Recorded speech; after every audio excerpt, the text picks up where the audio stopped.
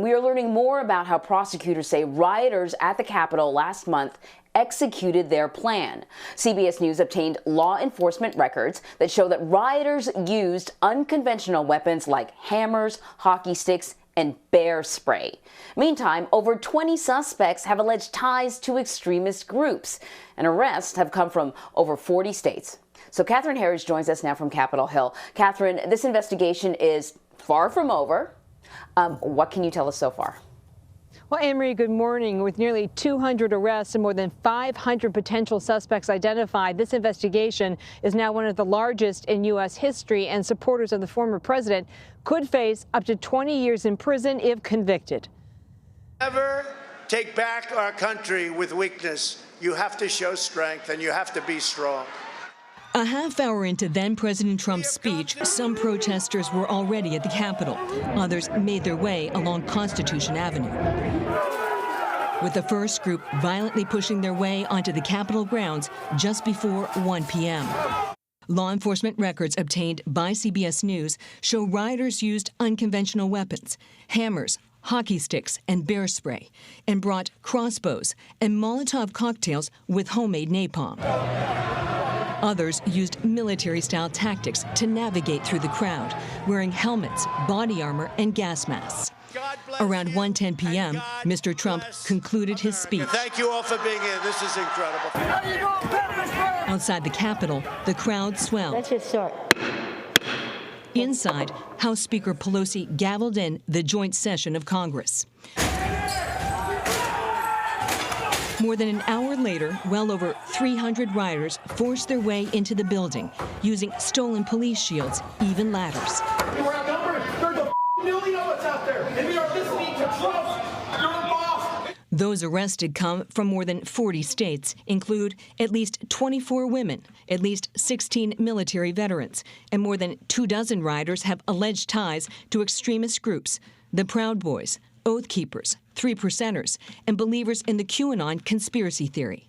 In at least one case, the alleged planning began as early as November. Records describe primary targets: politicians, law enforcement, and media.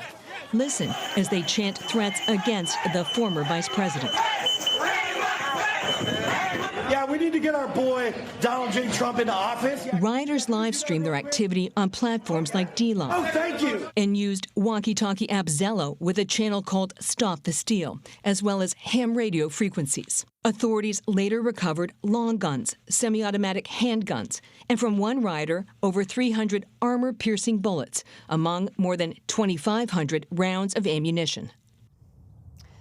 The FBI is still searching for the individual who placed two viable pipe bombs outside the Democratic National Committee and Republican National Committee headquarters on the evening of January 5th, the day before the riots. For context, both offices are walking distance from the Capitol. The FBI is offering up to $100,000 for information, Anne-Marie.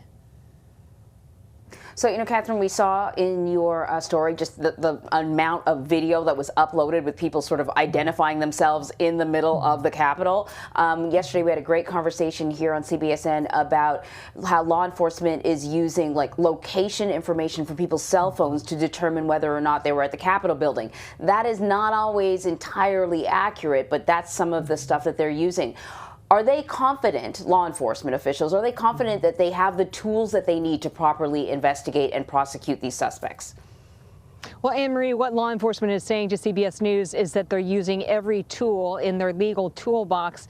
They're looking at sedition. They're also looking at more conspiracy charges. And they're also looking at the RICO statute. What they told us is that you should see this sort of as a two-stage process. They've arrested and indicted the individuals that they consider the easiest cases to make based on the social media postings, based on interviews they gave to the media that they were at the Capitol. And they've done what amount to holding charges or initial charges to see if more serious charges can be brought against them.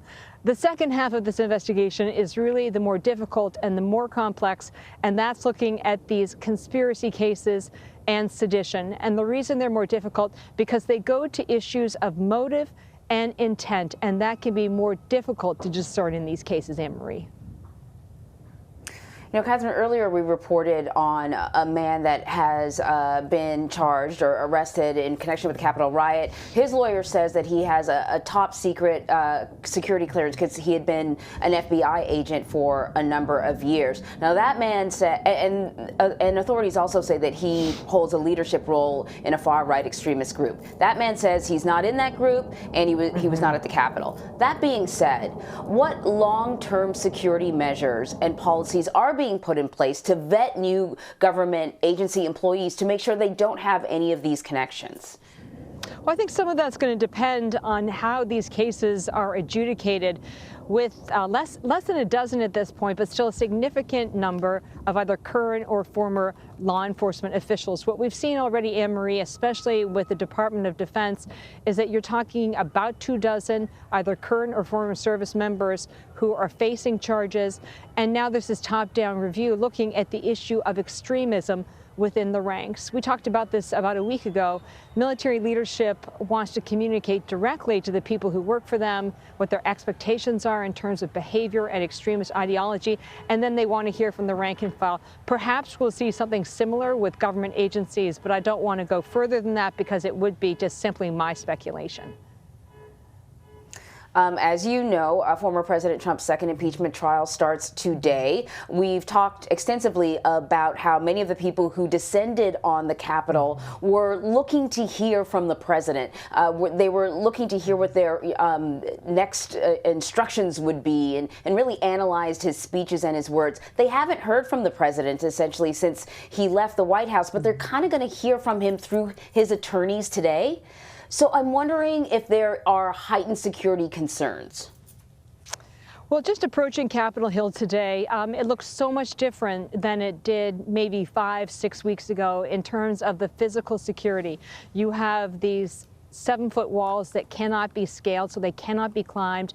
You have the significant visible presence of the National Guard. That's clearly designed to be a deterrent to anyone who would want to cause trouble during the impeachment process. So what we have on Capitol Hill now, Anne-Marie, amounts to what law enforcement calls a hardened target. It's designed to deter people from causing any trouble today.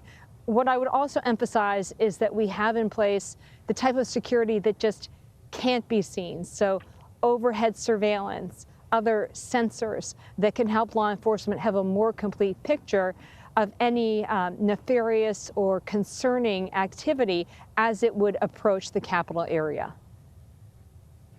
All right, good to know. Catherine, thank you very much. You're welcome. So just a reminder, of course, CBSN has you covered all day long for former President Trump's historic second impeachment trial. You can stream us starting at 12:30 p.m. Eastern for the latest news and analysis leading up to the trial's first day, and the trial is expected to start at 1.